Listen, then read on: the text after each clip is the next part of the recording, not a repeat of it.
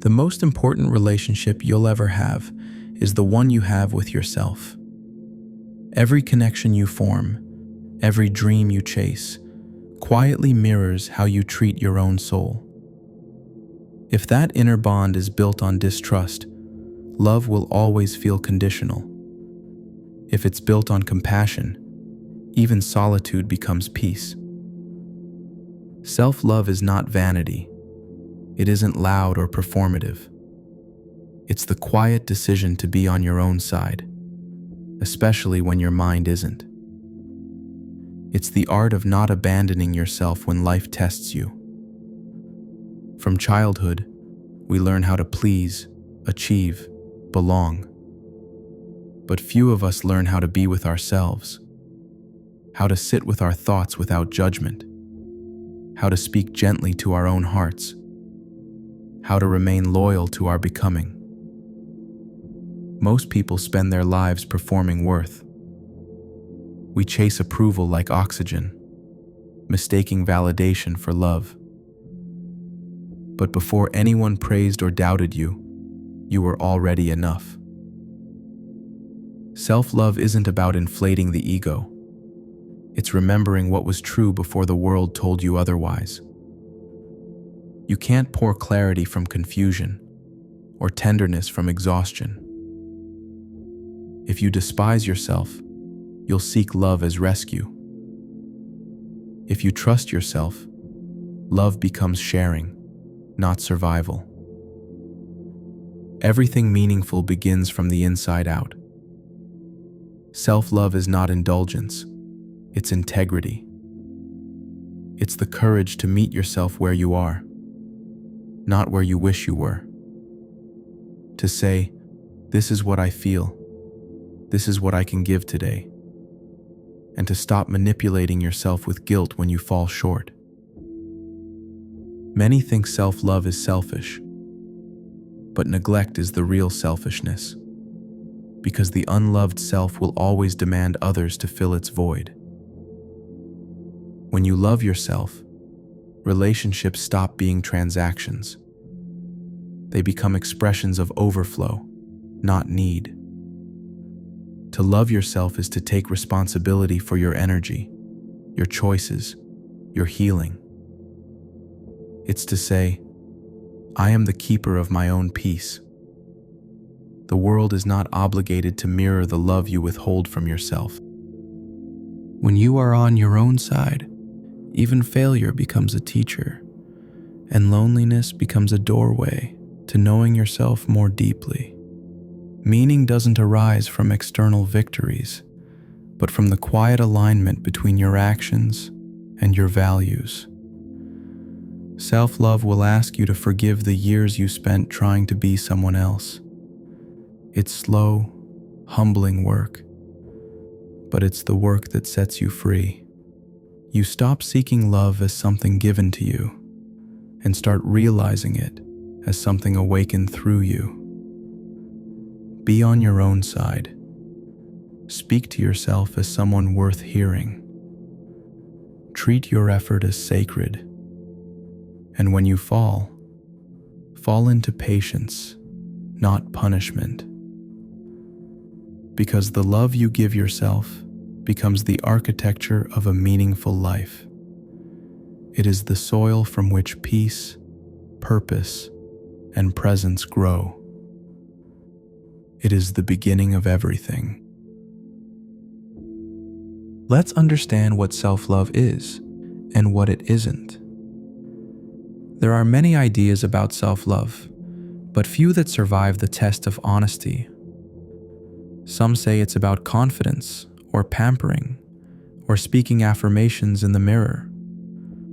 Others mistake it for arrogance, the belief that you're better than the rest. But true self-love is quieter than all that.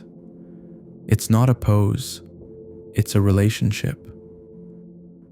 Real self-love begins the moment you stop treating yourself as a project to fix and start treating yourself as a person to care for. It isn't about convincing yourself that you're perfect. It's about standing by yourself while you grow. You don't love yourself because you've healed, succeeded, or improved. You love yourself through the process of healing, success, and improvement. The popular image of self-love often looks like indulgence, a reward, a day off, a luxury. But self-love doesn't always feel good.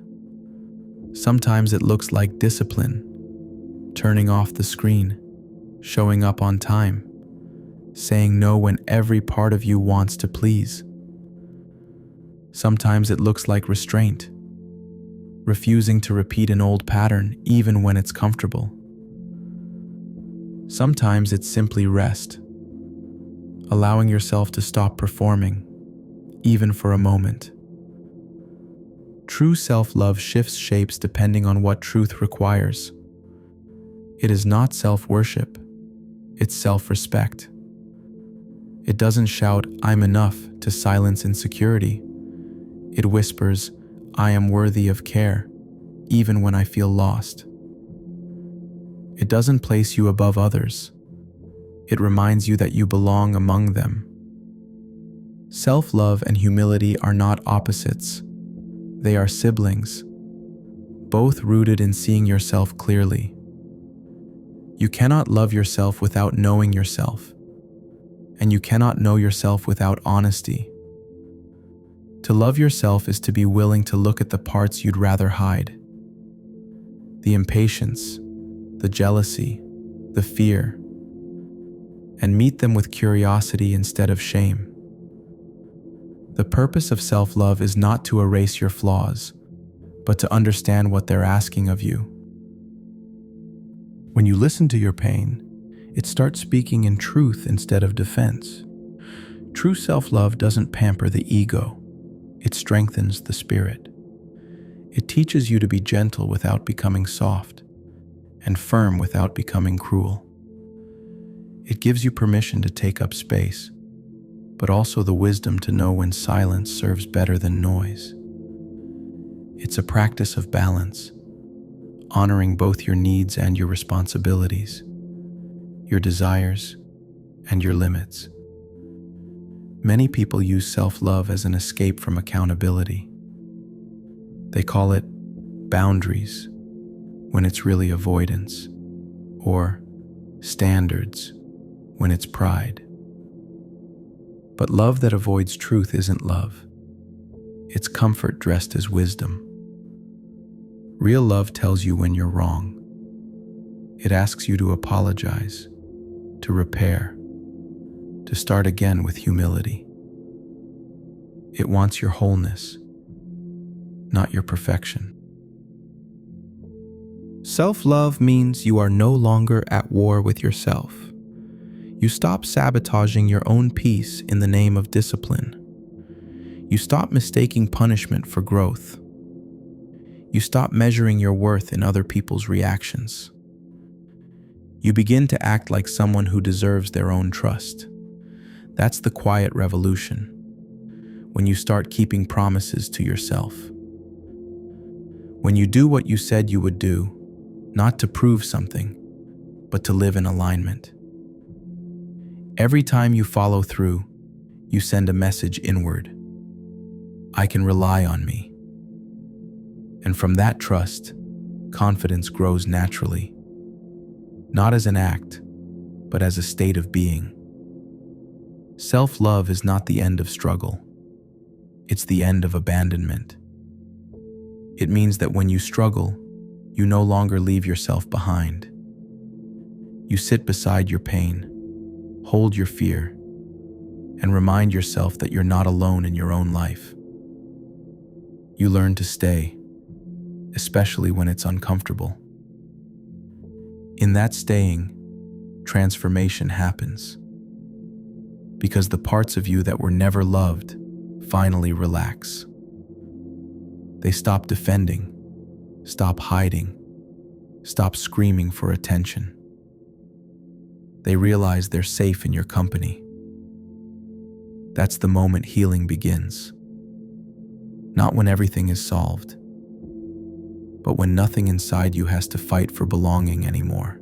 So, what is true self-love? It's the daily practice of remembering that you are both the sculptor and the stone, responsible for your shaping and worthy of gentle hands.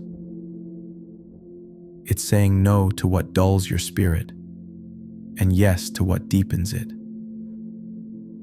It's forgiving yourself for being human while still holding yourself accountable to your potential. It's knowing that worthiness was never something to win, only something to recognize. And what isn't self-love? It's not ego, indulgence, or a curated image. It's not the performance of positivity or the denial of darkness. It's not a reason to stop growing, and it's not a shield against pain. Because real love doesn't protect you from life. It prepares you for it. When you love yourself truly, you don't rise above the human condition. You simply stop turning it into proof that you are broken. You learn to live in alignment with your own nature, imperfect, evolving, alive. That is what true self-love is. Not a feeling you chase, but a way you move. A quiet loyalty to yourself. Steady, patient, real. So, why we turn against ourselves? No one is born at war with themselves. Self-rejection is learned, piece by piece, moment by moment, often so quietly that we don't realize it's happening. You begin life trusting your own instincts. You cry when you're hungry, laugh when you're curious, rest when you're tired. You don't question whether you're allowed to feel or ask or exist. But somewhere along the way, that natural trust is interrupted. A parent sighs when you cry too loud. A teacher praises you only when you perform. A friend withdraws when you speak too much truth. And without meaning to, you begin to rewrite the rules of love. To be accepted, I must shrink. To be safe, I must please. To be loved, I must become someone easier to love. So you start editing yourself, trimming edges, muting needs, hiding impulses, until the person you present to the world feels safer than the one you actually are. This is how most people lose themselves, not in one grand betrayal, but in 1,000 small adjustments. The voice that once said, "I'm hungry, I'm tired, I'm scared," slowly changes tone. It starts to say, "I'm too much, I'm not enough, I shouldn't feel this way." The inner compass that once guided you now becomes the critic that punishes you. And because that critic sounds familiar, because it echoes the tone of people you once depended on, you mistake it for truth. You believe its cruelty is honesty, its judgment is guidance, its fear is wisdom. You start policing your own soul in the name of improvement. The war within doesn't begin with hate. It begins with misunderstanding. You think shame will make you better. You think pressure will make you grow. You confuse harshness for strength and control for responsibility. But what this really does is fracture you, turning your own mind into a battlefield where you are both the attacker and the attacked. The strange thing is that self-rejection often feels like virtue. You call it humility when you downplay yourself. You call it discipline when you punish yourself. You call it responsibility when you carry more than your share. But beneath these noble disguises hides the same wound, the quiet belief that who you are is not enough. When you've learned to earn love, unconditional care feels suspicious. When you've built your worth on performance, rest feels dangerous. When you've made self-criticism your compass, silence feels like laziness. So you keep running, faster, harder, hoping achievement will one day silence the ache of not feeling whole. But it never does. Because the problem isn't that you need to become more. It's that you've forgotten you already are. The mind that turns against itself can't find peace by winning. It only finds peace by understanding. You cannot bully yourself into healing. You cannot shame yourself into integrity. You cannot outrun a wound by pretending it doesn't exist. At the root of self-rejection lies fear. Fear of being unworthy, unseen, unlovable. That fear convinces you to manage your identity instead of inhabiting it. It tells you to earn approval instead of expressing truth. It tells you to perform certainty while quietly doubting everything inside. Most people's inner voice is not cruel by nature. It's protective. It learned to attack before others could. It's the guard dog that believes barking will keep you safe. So before you try to silence it, try to understand it. Ask it what it's afraid of. Ask it whose voice it borrowed. Ask it what it's trying to protect you from. Because every time you reject yourself, some part of you is simply asking to be met. Every harsh thought is a wounded part calling for attention, saying, "Will you finally listen to me without judgment?" When you begin to listen, the war softens. You start to see that beneath the noise of self-criticism is a simple longing, the longing to feel safe in your own company. This is why self-love feels so unnatural at first. You're not just learning to be kind, you're unlearning years of self-defense. You're replacing control with care, fear with trust, punishment with patience. You're rebuilding an inner world where you no longer have to hide. The moment you stop treating yourself as an enemy, peace begins to return. Not all at once, not permanently, but enough to breathe again. Enough to notice that beneath all the noise, you are still here, still capable of gentleness, still capable of change, still capable of love. That's the quiet truth. You don't need to win the war within. You only need to lay down your weapons. Because if not, that's how you start to lose yourself. And losing yourself doesn't happen all at once. It's not a dramatic fall. It's a slow forgetting. A series of small choices that over time take you further from your own center. It begins when you start choosing peace over truth. When you say, "It's fine," while everything inside you tightens. When you smile to keep the room comfortable, even as your spirit grows quiet. You tell yourself you're being kind, but what you're really doing is disappearing. It happens in the moments you edit yourself for approval, when you swallow words that want to live, when you dress your opinions to look harmless, when you mistake fitting in for belonging. Each time you do, a piece of you goes dim. You lose yourself every time you trade honesty for harmony. Every time you sense a boundary and ignore it. Every time you treat your own exhaustion as weakness instead of information. The distance between who you are and who you pretend to be widens, and the echo in that distance is what we call emptiness.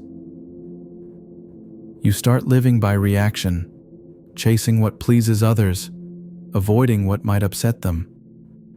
You become fluent in everyone else's language, but forget the sound of your own voice.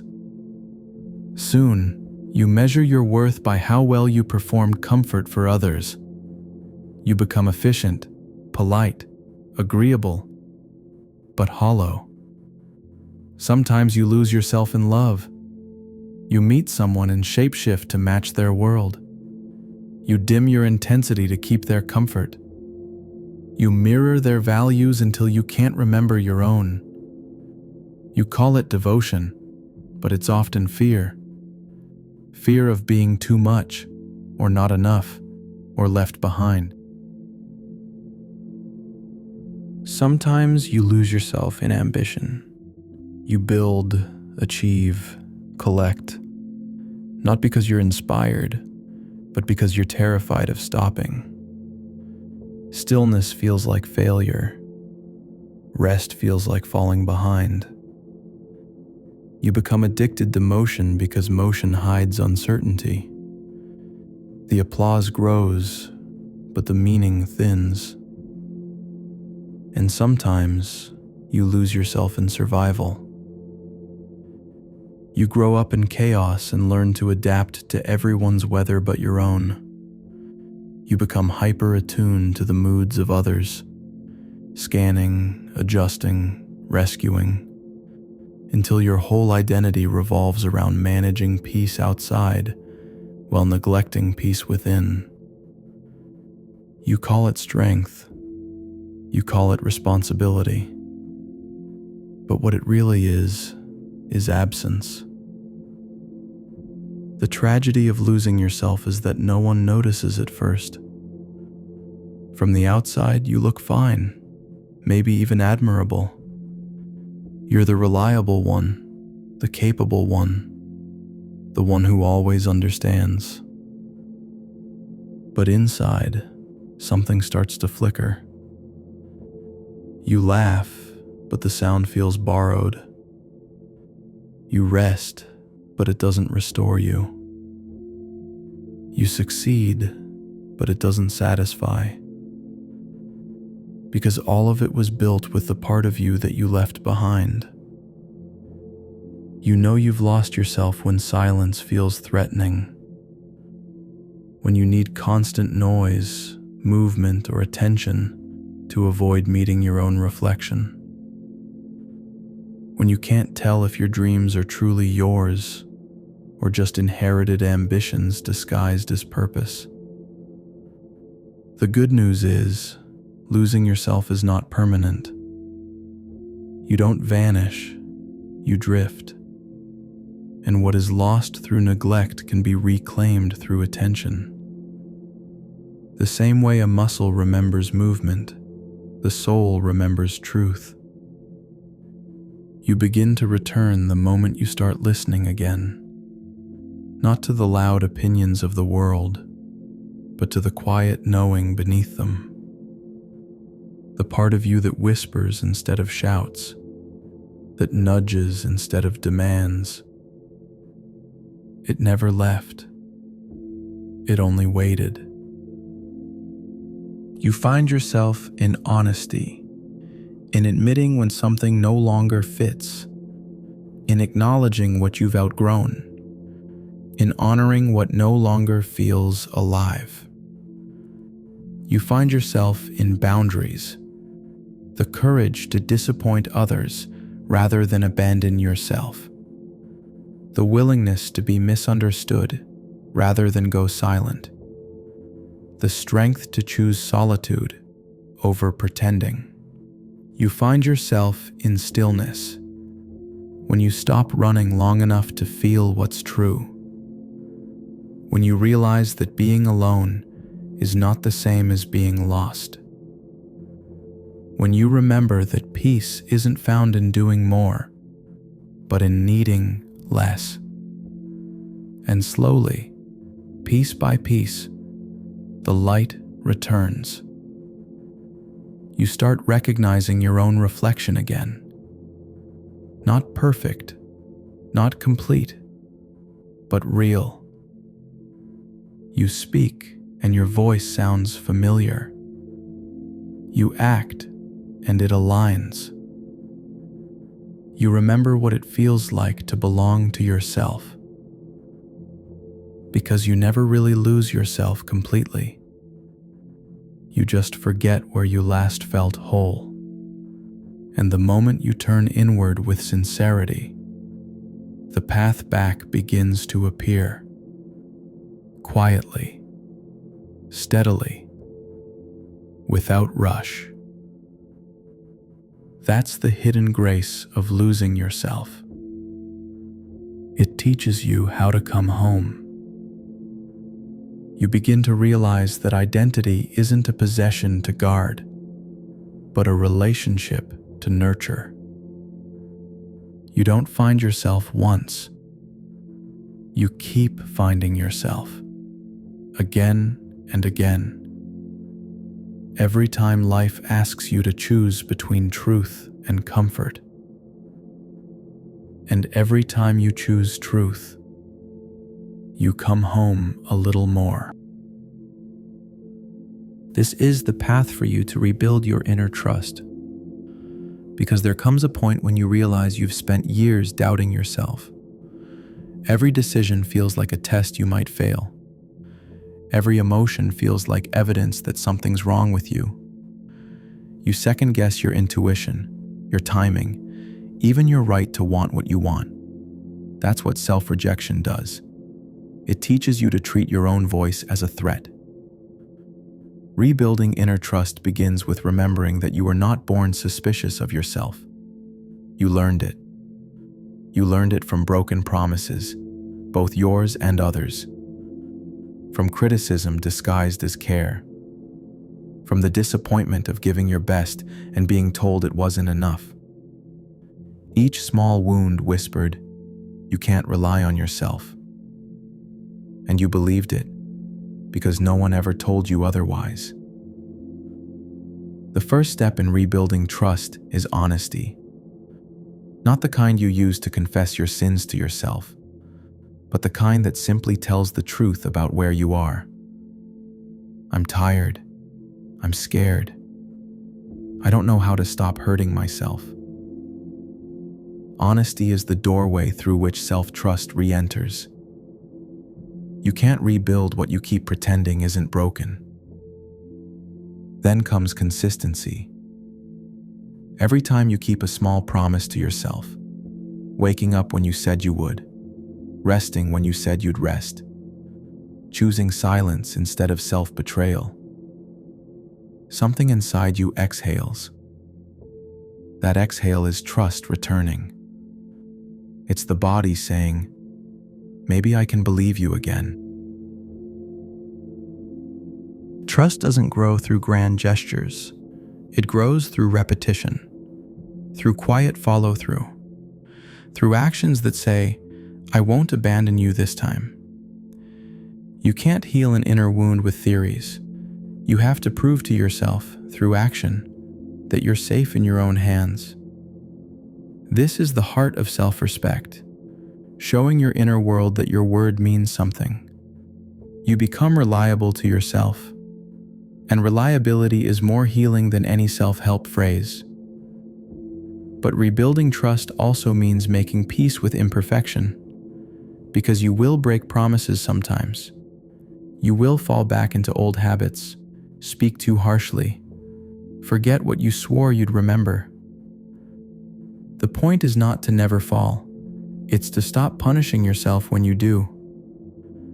When a friend disappoints you but apologizes and changes, you forgive them. Do the same for yourself. Otherwise, you teach your mind that failure equals exile, and no one can thrive under that kind of pressure. Instead of asking, "Why did I mess up again?" ask, "What is this trying to teach me?" Each stumble can become a signal pointing to what still needs care, not proof that you're broken. That shift from punishment to understanding is the bridge back to trust. Another layer of rebuilding trust is reclaiming your intuition. The part of you that just knows what feels right, who feels safe, what feels alive. Most people lose that voice after years of outsourcing decisions to others. They stop listening until it goes quiet. But intuition never dies. It only waits for space. When you start spending time in stillness, even a few minutes a day, the volume rises again. It speaks softly at first, a gut pull, a gentle resistance, a sense of warmth or tension. Listen. Don't argue, analyze, or demand proof. Just listen. Intuition is the language of self-trust, and the more you honor it, the stronger it becomes. Every time you choose what feels aligned over what looks impressive, you rebuild that bridge between your heart and your mind. You begin to realize that you've always known what's right for you. You just learn to doubt it. Trust also grows through boundaries, because self-trust can't exist where self-betrayal is normal. Every time you say yes when you mean no, you teach yourself that your voice doesn't matter. Every time you tolerate disrespect, you confirm the old lie that love requires sacrifice. Setting boundaries isn't selfish. It's how you prove to yourself that your peace is worth protecting. When you finally stop expecting others to respect limits you don't enforce, you reclaim authority over your own life. Rebuilding inner trust also requires learning emotional safety. That means treating your feelings not as inconveniences, but as information. You don't need to believe every emotion, but you do need to listen to each one. Anger says, something crossed a boundary. Sadness says, something mattered. Fear says, something feels uncertain. Joy says, something's right. When you stop judging emotions as good or bad, they stop running your life from the shadows. Listening to them with curiosity rather than control is how you earn your own trust back. Sometimes, rebuilding trust means forgiving yourself for how you survived. Maybe you stayed silent to avoid conflict. Maybe you worked yourself numb to feel worthy. Maybe you became the helper because being helped once led to disappointment. Whatever it was, it made sense at the time. You did what you needed to feel safe. But safety isn't the same as peace. Now that you're older, you can choose differently. That's what self-love allows. Not perfection, but permission to evolve. To rebuild trust is to rebuild intimacy with yourself. It's learning to check in throughout the day. What do I need right now? What feels true? What am I avoiding? It's learning to comfort yourself before you collapse. This work takes time. Some days you'll feel close to yourself, other days distant again. That's normal. Trust doesn't form in a straight line. It deepens through cycles of breaking and repairing. Each time you return to yourself after a setback, the bond grows stronger. The goal is not to never lose trust. It's to know you can rebuild it. At the deepest level, rebuilding trust means choosing faith in your own goodness. It's the radical belief that beneath your mistakes and fears, you are not broken, just learning. That you can be counted on to return to honesty, to growth, to love. That you can hold both accountability and compassion without needing to destroy yourself to improve. One day, after enough quiet practice, you'll notice something has shifted. You'll make a mistake and no longer spiral into shame. You'll feel fear and still take the next right step. You'll keep a promise to yourself and feel the quiet satisfaction of someone who knows they can depend on their own word. That is what peace feels like. Not the absence of conflict, but the presence of trust. And once that trust is restored, everything else begins to change. Love becomes simpler. Decisions become clearer. Life begins to feel less like a performance and more like participation. Because when you trust yourself, you no longer need to control everything. You just need to stay honest. So take it slow. Keep your promises small and your patience long. Let your actions speak louder than your doubts. And each day, remind yourself, I am learning to be safe in my own hands. That is the work. That is rebuilding inner trust. Then, starting to show self-respect is how self-love becomes real. It's where affection turns into action, where the way you speak about valuing yourself starts to show up in what you do each day. You can think of it as the structure that holds love upright. Without self-respect, self-love stays abstract. You might feel warm toward yourself for a moment, but you'll keep returning to habits that quietly betray you. Overcommitting, explaining yourself, tolerating what hurts. Respect is the line you draw that says, I will no longer participate in my own diminishment. Self-respect begins with boundaries, not the kind that isolate you, but the kind that clarify where you end and where the world begins. Every time you say no when you mean no, you protect the integrity of your inner life. Every time you honor your limits, you remind yourself that your energy is not an endless resource to be negotiated away. Boundaries are love in their most honest form. They protect what's sacred so it can keep giving freely. But boundaries alone aren't enough. Self-respect also lives in consistency. It's keeping the promises that strengthen your trust in yourself. The morning you said you'd wake up early. The project you said you'd finish. The rest you said you'd take. You don't do these things to prove discipline. You do them to prove reliability.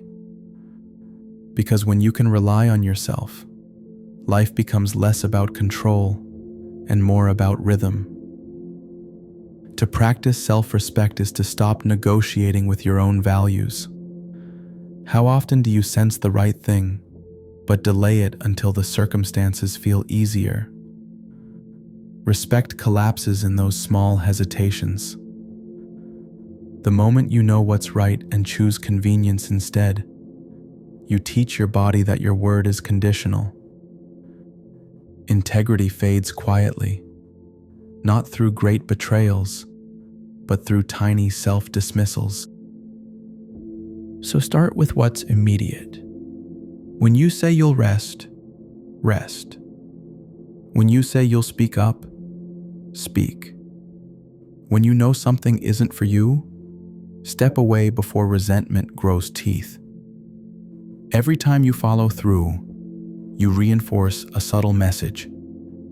I am a person who keeps faith with myself.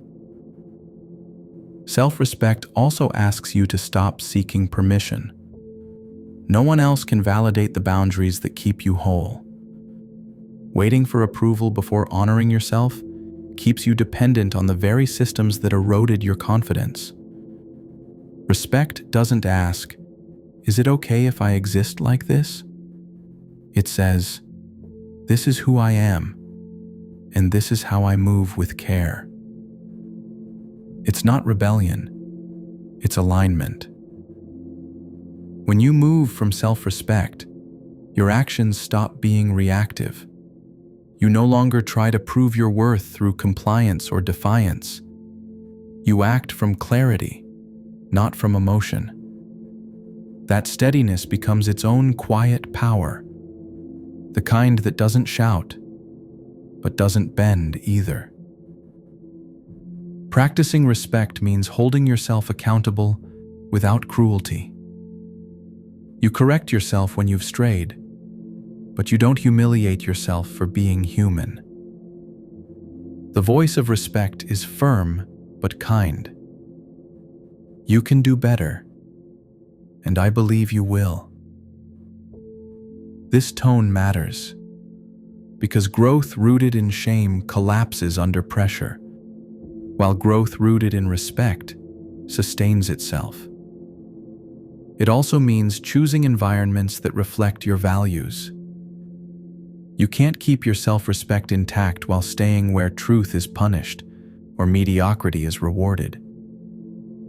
Sometimes the most loving act is to walk away, not in anger, but in fidelity to your peace. Where you stand determines what can grow around you. Choose ground that honors who you are becoming. Remember, self-respect isn't pride. Pride says, "I'm above this." Respect says, "I'm meant for something truer than this." Pride isolates. Respect stabilizes. One inflates you, the other roots you. And self-respect isn't about perfection either. It's about coherence. Your words, choices, and energy pointing in the same direction. You won't always align perfectly, but the practice is in returning quickly when you drift. Apologize when needed. Adjust when you've overstepped. Forgive yourself when you misjudge. That humility keeps respect alive. As you live this way, people will notice. They may call you detached, difficult, or selfish. They may resist the boundaries that once benefited them. Let them. Their discomfort doesn't mean you're wrong. It means you've stopped abandoning yourself to make others comfortable. Eventually, the ones meant to walk with you will meet you at the level of your self-respect. The more you practice it, the less dramatic it becomes. You no longer need to announce it, defend it, or explain it. It simply shapes how you move, what you accept, how you speak, how you rest, what you pursue. It becomes the background music of a life that feels aligned. Self-respect will test you. It will ask you to delay pleasure, to risk misunderstanding, to choose solitude over easy company. But it will also reward you with calm, with dignity, with the deep relief of no longer negotiating your own worth. And over time, you'll realize something simple but profound. The way you treat yourself teaches the world how to treat you. Not through slogans or speeches, but through energy. Through the quiet consistency of someone who knows where they stand. Respect yourself in small, ordinary ways. How you eat, how you speak, how you spend your time. Every act of alignment becomes a signal to your soul. I am listening. That's how self-love matures. Not through grand declarations, but through the steady rhythm of respect. Another aspect of self-love is the art of self-forgiveness and new beginnings. There are few things harder than forgiving yourself. We like to believe that time alone heals, but unprocessed regret has a way of hardening, quietly shaping how we see ourselves, how we move through life. It makes us cautious where we once were curious. It makes us small where we once were brave. Forgiveness is how we return to movement. Self-forgiveness is not forgetting what happened. It's not pretending it didn't matter. It's learning to hold the memory without letting it define you. It's saying, yes, I made that mistake. Yes, I hurt someone. Yes, I disappointed myself.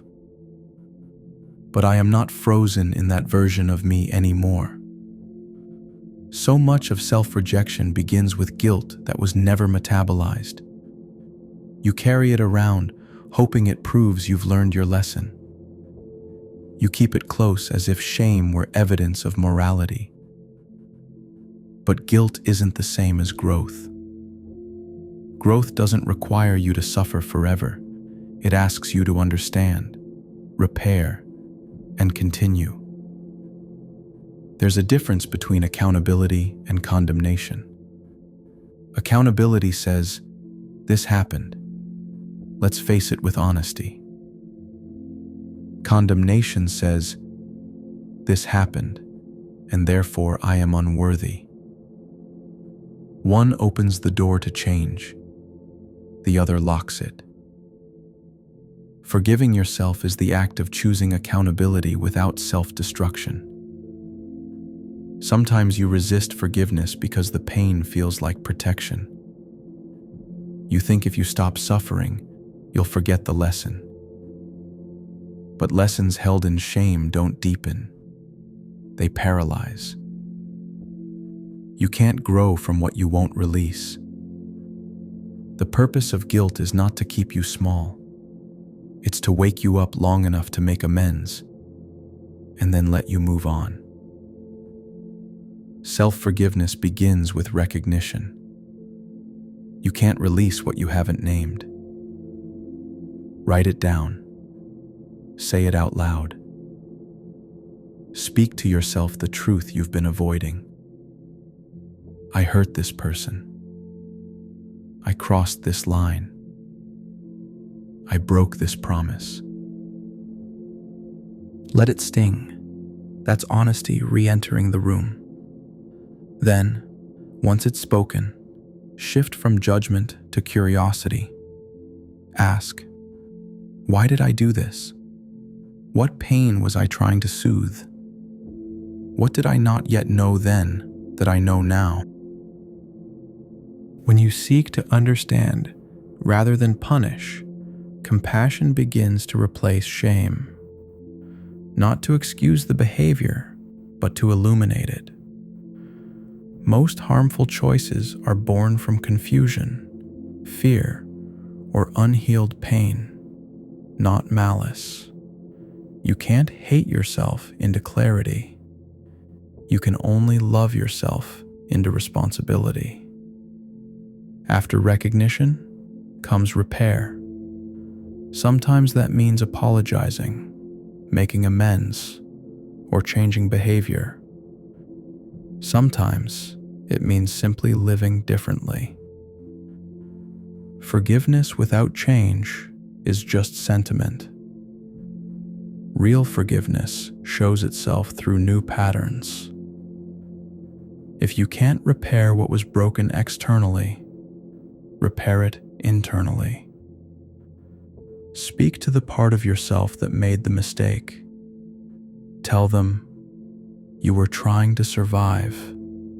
You were scared. You didn't know better then, but I'm here now. It might sound strange, but that's how healing happens.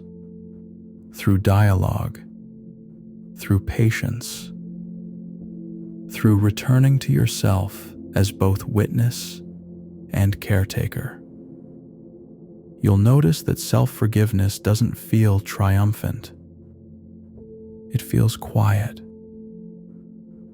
like unclenching a fist you didn't realize had been tight for years. You might cry. You might feel empty. You might not feel much at all. That's normal.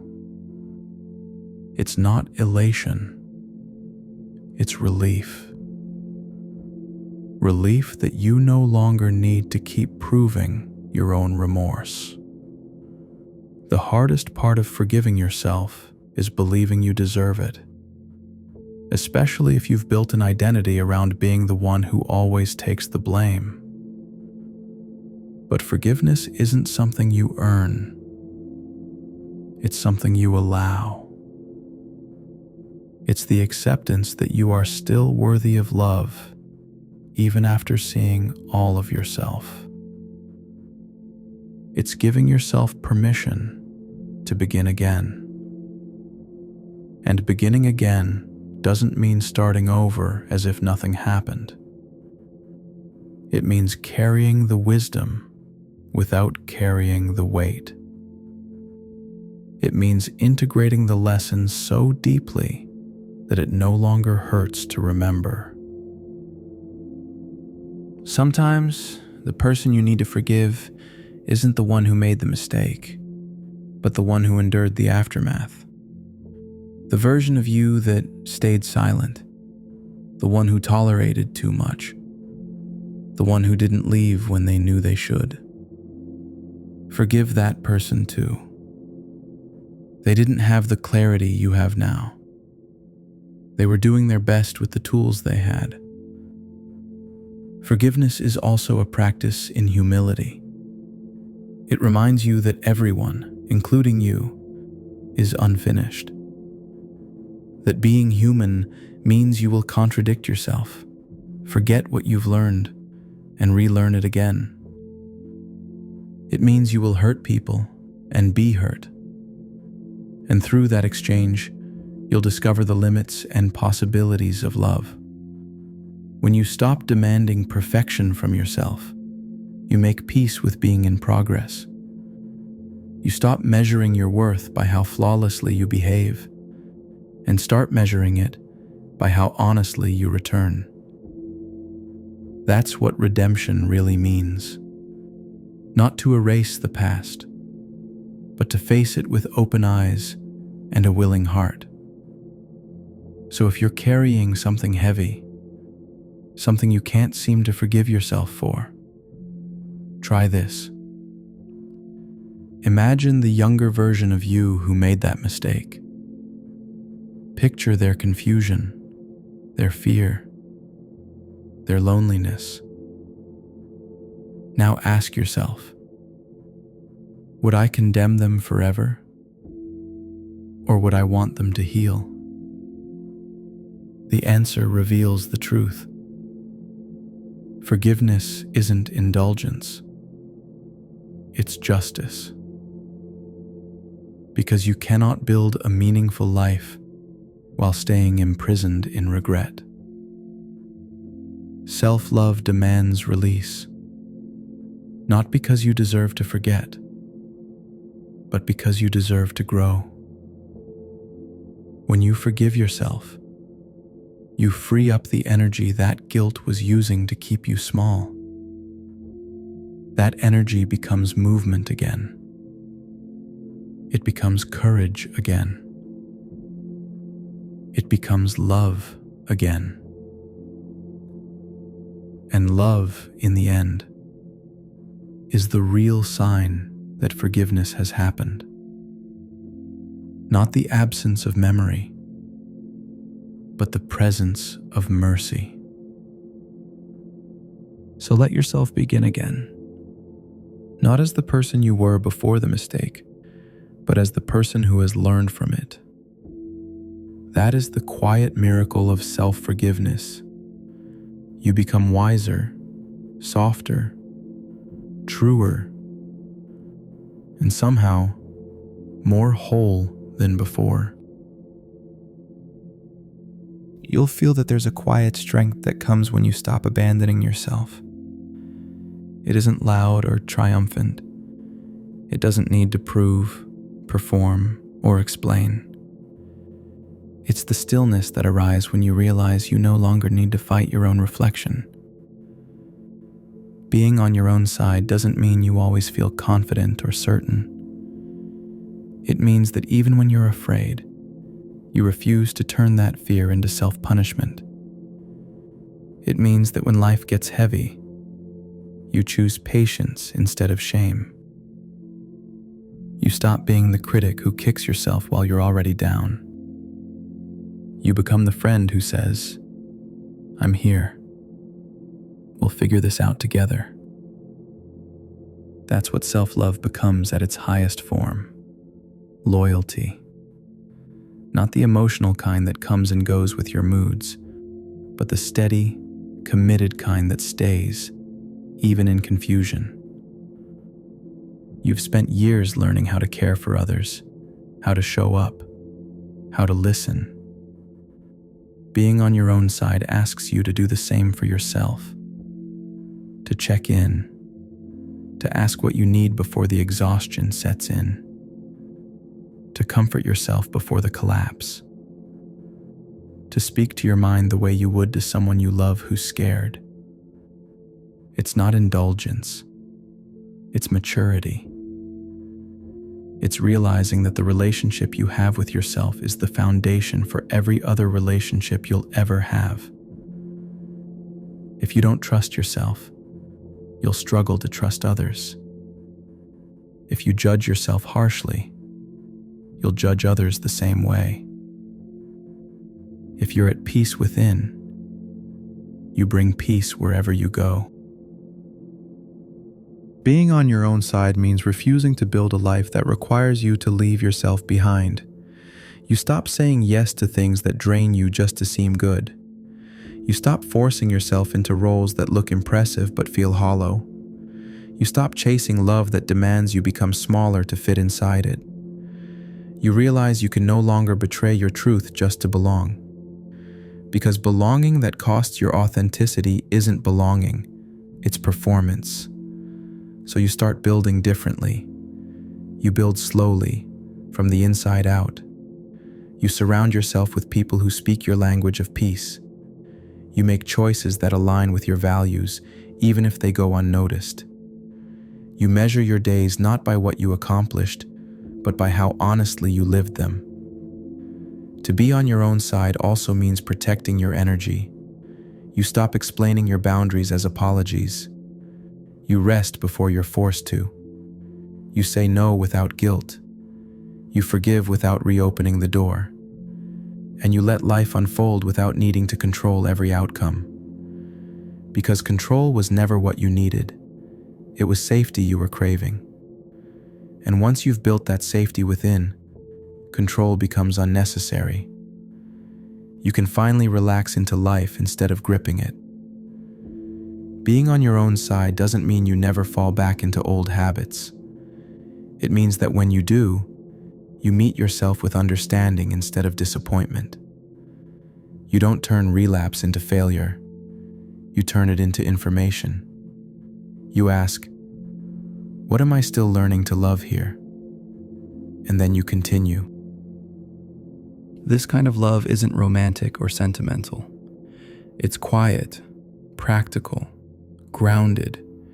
It's paying your bills on time. It's drinking enough water. It's speaking truth when lying would be easier. It's taking care of your health, your space, your word. It's living in a way that says, I respect the life I've been given. When you are on your own side, even your solitude changes shape. It stops feeling like emptiness and starts feeling like freedom. You no longer wait for someone else to give your days meaning. You fill them with purpose from within.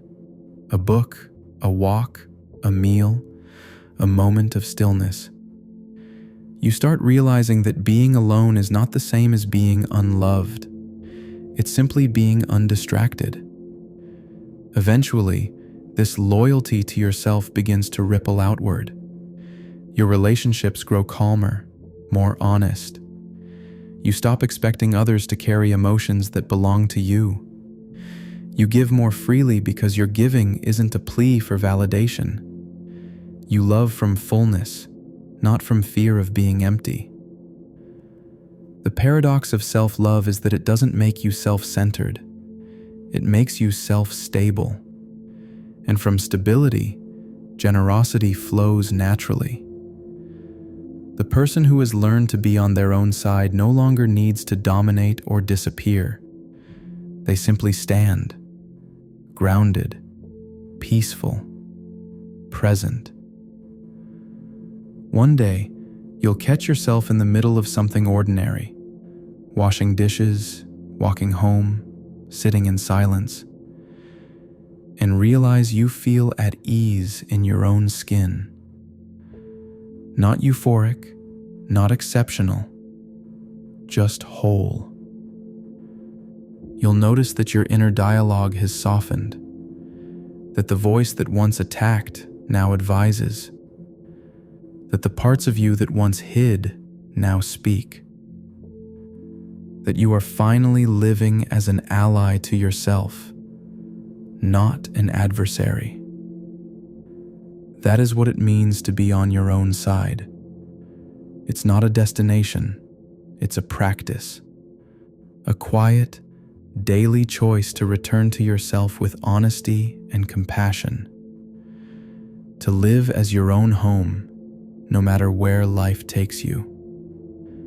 And when you can do that, when you can stand beside yourself with loyalty and kindness, you discover the kind of peace that doesn't depend on circumstance, a peace that stays, a peace that feels like truth.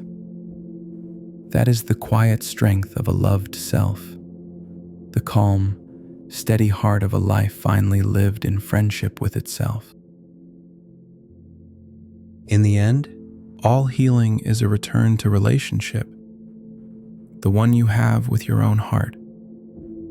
You spend so many years searching outside of yourself for what only self-love can build: safety, belonging, peace. You chase recognition, comfort, and certainty, hoping they will silence the ache of self-doubt. But every road eventually leads back here, to the simple, difficult, beautiful work of being on your own side. Self-love was never a destination. It was always a direction, a daily turning toward honesty, respect, and patience, a slow remembering that you are not an error to fix, but a life to tend. You've learned what love truly means, that it's not indulgence, but alignment, not ego, but integrity, not escape, but presence. You've faced the places where you turned against yourself, the quiet betrayals that came from fear and misunderstanding. You've seen how easy it is to get lost in pleasing others, in chasing perfection, in performing worth. And you've also seen how returning to yourself is possible, not through force, but through gentleness. You've practiced trust, keeping promises, listening inward, learning that reliability is the real medicine for shame. You've practiced respect, saying no, showing up, living by your word.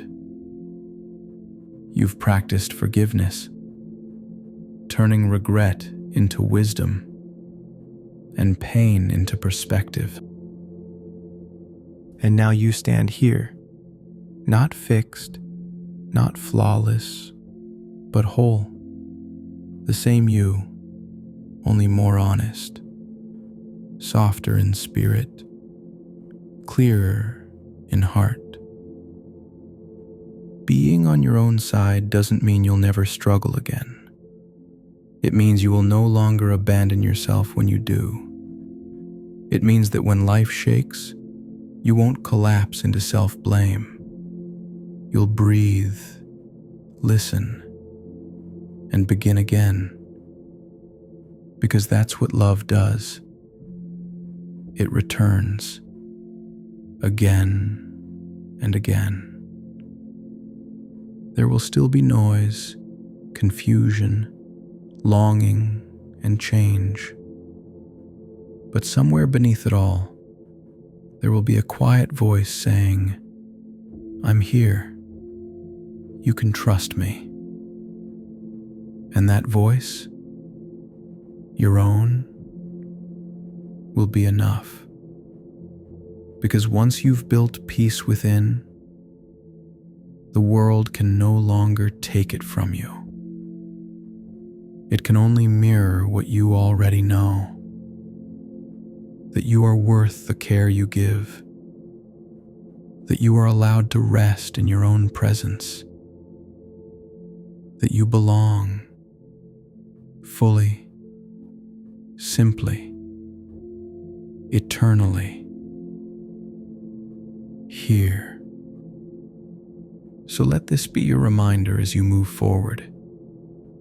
Self-love is not the end of the journey. It's the ground you walk on, the rhythm beneath every step, the steady breath beneath every change. Love yourself not as a task, but as a truth, and live from that truth, quietly, bravely, every day. Because the quiet strength of a loved self is not something you earn. It's something you remember. And once remembered, it never truly leaves.